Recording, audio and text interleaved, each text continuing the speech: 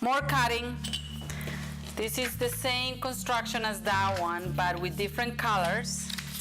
And this one, all these, the part that's opaque, I decide what parts are opaque, what parts are more transparent. This is all gonna be transparent, so it's gonna show what's behind it once I put it, impose it on a drawing, so it would show the background.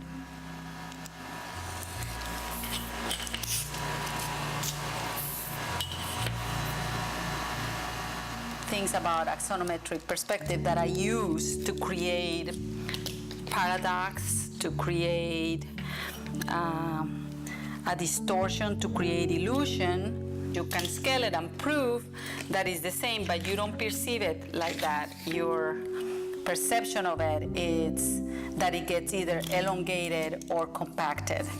I want to dispel the different rules and how they're not trustworthy. Here, I'll show you.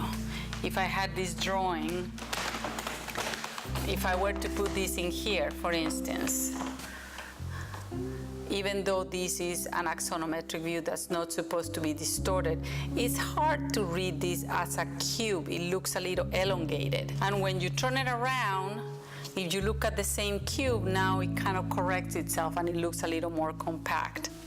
I always use pencil on paper, so that hasn't changed. My materials have changed a little bit, but it's always been pencil.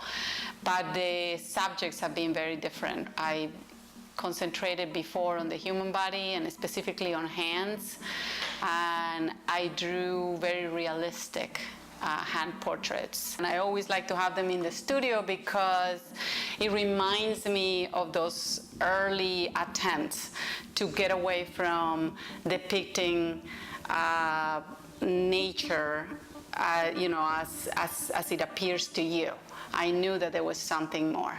Rationality that contains irrationality, that was a huge theme. So I decided that I had another set of skills that was more conducive to explore that theme because I was trained as an architect. We work on a drafting table with traditional tools, but that type of drawing, because it's a system of representation, is super rational. It's a method, and I wanted to use it to break the rules and find a territory that will allow me to introduce the idea of irrationality that was so strong in my early work.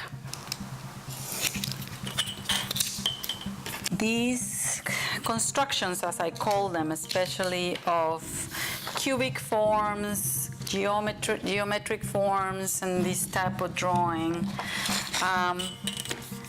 it reminds me of playing with Legos. In Colombia, we had a set of construction bricks that it was called Estralandia. Once you have the pieces, you can keep, it's the same module. So look, I can add that one there and then put another one in here. When I have a bunch of them and they're all colored, I move them and then I decide what the best combination is, and then I put it on a separate drawing.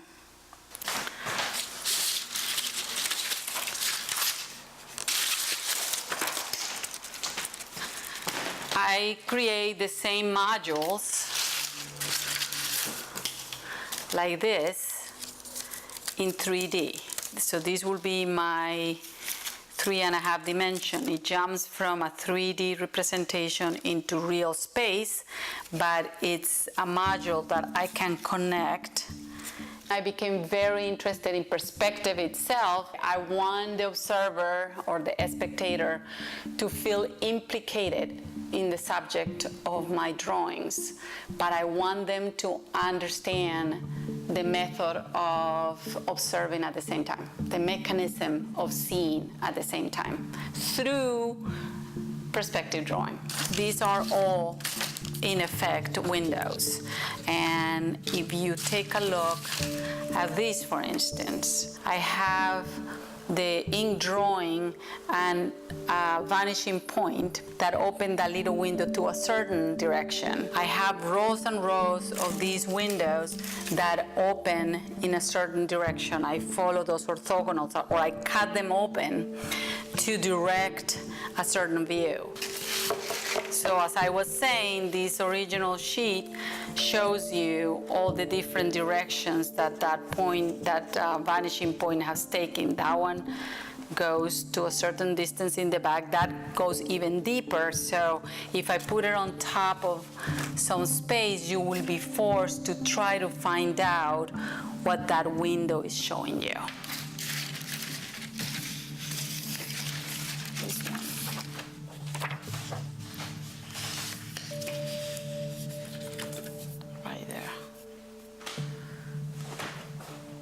It's good that you keep a record of something that you find satisfies what you want on a picture, like right here, but it changes all the time.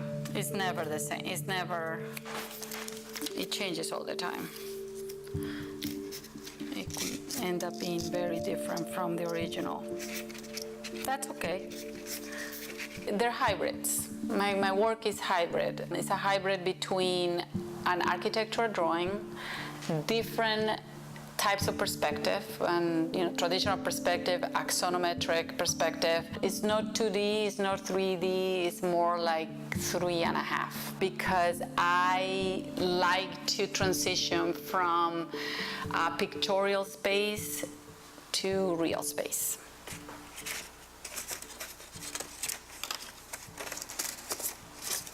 Mm-hmm.